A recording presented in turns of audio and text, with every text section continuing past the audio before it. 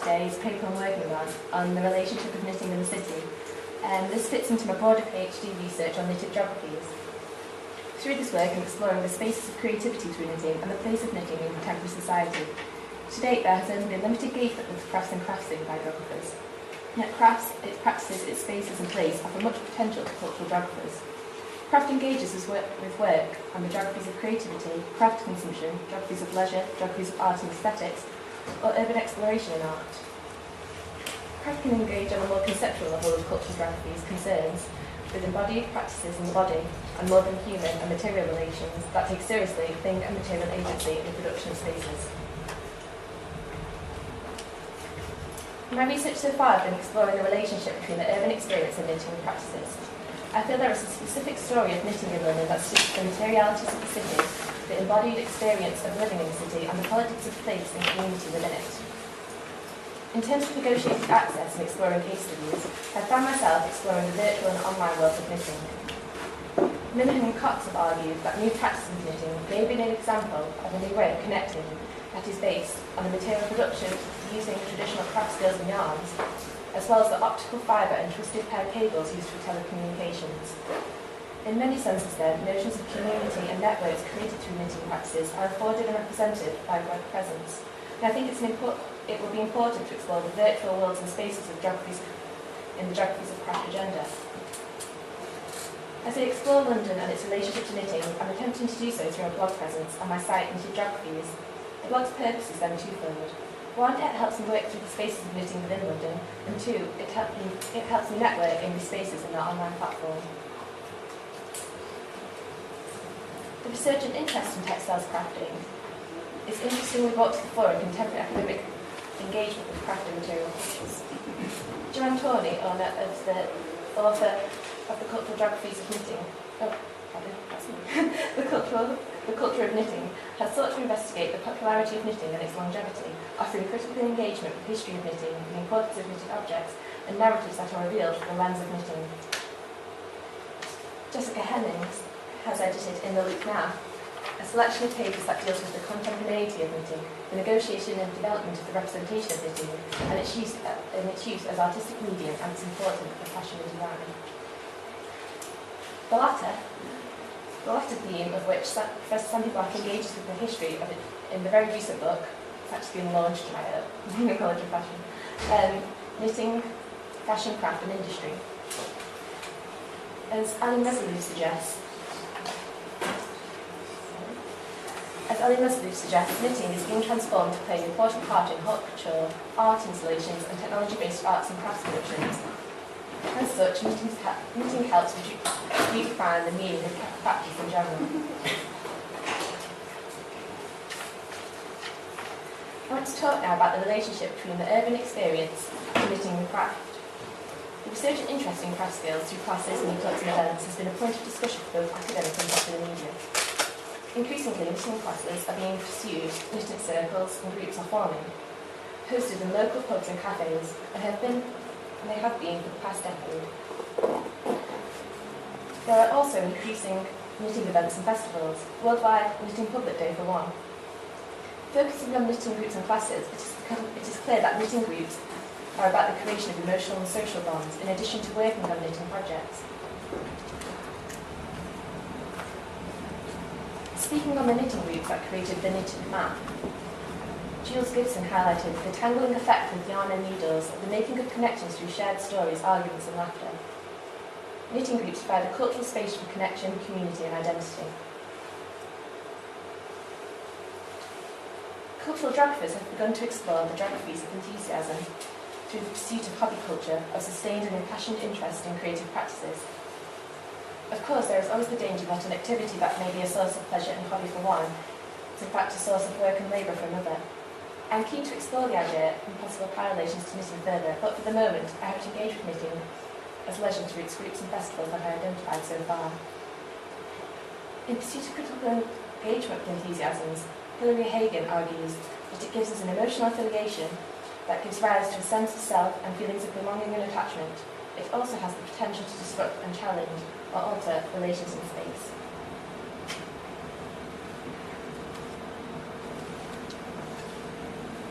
In the case of the resurgent interest in craft, this sense of enthusiasm through making you connectable has been articulated by David Gauntlet in his 2011 text, Making is Connecting. Gauntlet explores ways that crafting and making is connecting and affects social relations in space. Through making, we connect ourselves to materials, and to do so requires social and emotional engagement with others who want to share the experience of making with us and make meaningful connections through that experience. Different creative practices and hobbies give way for different forms of sociality, from the materiality of objects to acts involved in the networks of enthusiasm. Cultural geographer Ben Malbin explored the notion of vitality and playfulness of crowds and practices of clubbing, the potential of club music and dancing to create moments of sociality, pleasure and connection. For Malbin, communalities of the dance floor are instant and ephemeral, referred to the vitality as a celebration of this energy. For the practice of clubbing and knitting seem opposite in pace and culture, the theoretical notion of connecting through shared enthusiasm, moment, rhythm and skill is similar. In the practice of knitting, however, the moment of connection, sociality and conviviality are perhaps crafted and made rather than instant and ephemeral. Through the embodied practice of knitting together, emotional and social bonds are created, and it is this opportunity for collectivity that makes contemporary knitting practice more visible and carves a space for handicraft leisure in the urban environment, in cafes or pubs, in public places, and during specialist events like Knitting Public Day. Wendy Parkins has suggested that knitting is an attempt to occupy the world differently, to enjoy a different temporality in everyday life in the globalised world. Geographers Alan Latham and Derek McCormick have discussed ways that activities such as the slow food movement evolve and exist along faster ways of being in the city. They remind us of the different rhythms at which urban life can be actively experienced and transformed. Perhaps crafting and knitting hobby cultures are motivated by desire to experience different temporalities. Perhaps they speak to the multiple temporalities we live our lives in through the city. I know during knitting classes I've attended, members stressed how nice it was to sit down and enjoy crafting after their day at work. And this highlights the importance of knitting as a practice. It's easily picked up and moved around the city. As a material process, it is mobile, and this is interesting when considering the interest in knitting and making sense of knitting in relation to the temporalities and spatialities of the city. I want to turn now to the nature of knitted urban interventions, with special focus on the art of yarn bombing as an increasingly visible act of placing knitting covers or cozies upon objects and things on the urban landscape. I hope to theorise more critically the nature of yarn bombing as an urban intervention. Urban interventions being an artistic act or practice that disrupt the aesthetic fabric of the urban environment, most markedly and most historically portrayed through graffiti. Of course, there are also numerous ways in which the city is interpreted through other embodied activities and performances. Geographers have a long history of engagement in these practices, such as skateboarding, parkour, and most recently and prominently, in the press and academia, urban exploration. Bradley Garrett suggests that urban exploration is a spectacle that works to rupture the tamed spaces of modern urban life, feeding on the joy of not just subversion, but personal connections to people and places. Yarn bombing and urban exploration are similar in their attempts to rupture city life. Much like urban exploration, knitting requires extensive planning and skill to execute. Both acts speak to the notion of surveillance and controlling the city, themes explored in the aforementioned knitted map. However, the ethos of guerrilla knitting appears to be both an act that disrupts and attempts to improve the city environment, rather than feed on the joy and subversion. It is an act of giving, perhaps implicated in the gift economy. I'm still not sure. Perhaps yarn bombing could be conceived as a new form of DIY urban change, forms of street art that work on the materialities of the city, using art as a form of improvement to their design and use. Gillian Rose has called for geographers to pay more attention to the feelings of buildings, feelings in buildings, and feelings about buildings. Can we extend this further to the urban landscape and suggest that the acts of knitted graffiti speak to the feelings of buildings and urban materialities, and through that they can enact change? This is where the ambivalent nature of knitting as a form of graffiti or urban art change comes to the fore.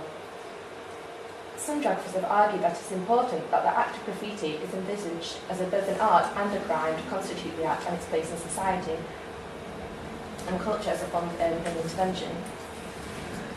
Yet yarn bombing is repeatedly decriminalised as the most inoffensive graffiti in the world, or the fluffy face of graffiti. I'm struggling with how to make sense of yarn bombing. I should have known how to make sense of yarn bombing as probably a gendered form of urban subversion. As Zika Parker highlighted in The Subversive Stitch, textile craft has historically been viewed as forced upon women in their role in domestic space, yet equally through that, women have found a form of gendered creativity that has been empowering and important form of expression for women. At the same time that yarn bombing is celebrated for being cosy and comforting, through what Maria Woolen has highlighted as the maternal gesture of wrapping things and keeping things cosy in the steely urban landscape, it seems that there needs to be further engagement to the work through the implications for relating texture, tactility and touch associated with knitting to the relationship and articulation of knitted graffiti as an urban intervention.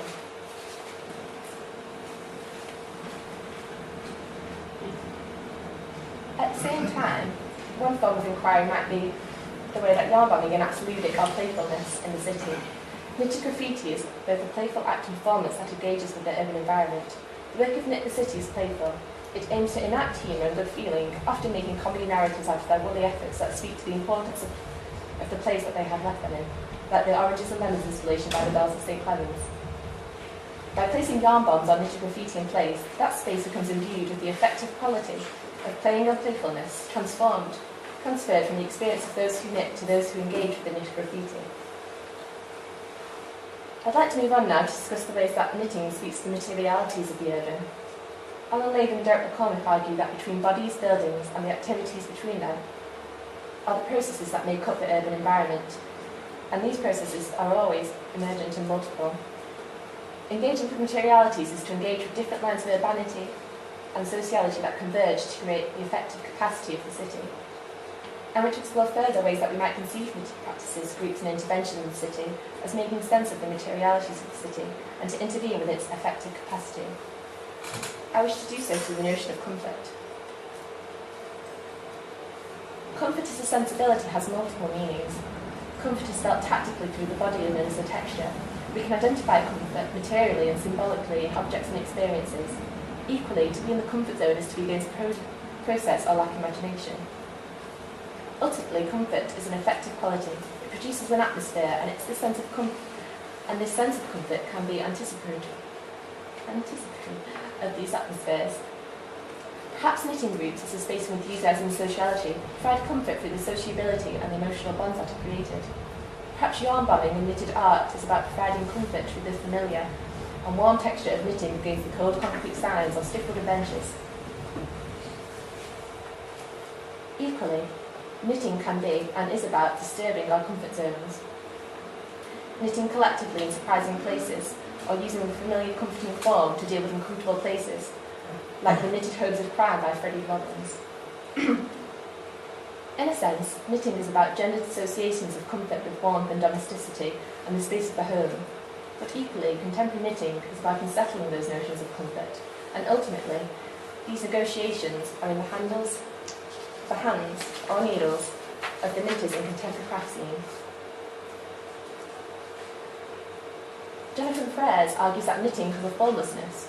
This formlessness means that it is always on the brink of collapse. Its structure is as easily unravelled as it is made.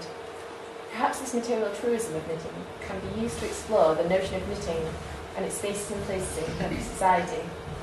It is about making and remaking boundaries of public and private, indoor and outdoor, homely and unhomely. It is about the potential to knit collectively or alone, or to be able to rework the boundaries of those. As we know, the personal is public and the public is personal. Through exploring the metaphor of knitting's formlessness, can we make sense of these different spatialities? Comfort as a sensibility becomes political. It's reworked yet reinforced. It's afforded by the vitality of the materials used in knitting. Woolly yarns whose texture is soft to touch and knitted fabric that is familiar and warming. To conclude, ultimately I think that knitting reveals much about the urban experience, the materiality of the city and the spaces of sociality and community that take place in important places we associate with the city, its cafes, its pubs, its public spaces. At the same time that people are knitted together through crafting, these relations can be unravelled and remade or reworked upon older patterns. The vitality of knitting is both in the materiality of craft materials and the vitality of its connections, community and spaces.